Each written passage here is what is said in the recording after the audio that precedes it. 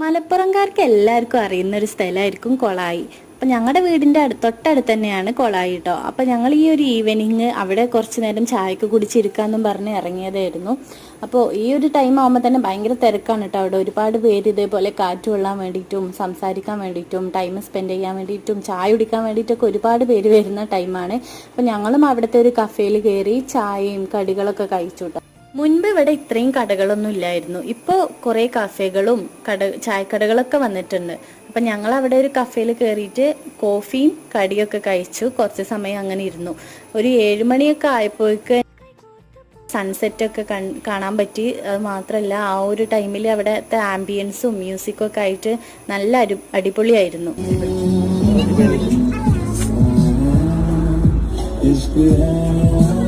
പോകുന്ന വഴി അക്ഷയയിൽ കൂടെ കയറാനുണ്ടായിരുന്നു. അപ്പം അത് കഴിഞ്ഞ് ഞങ്ങൾ നേരെ വീട്ടിലേക്ക് പോയി.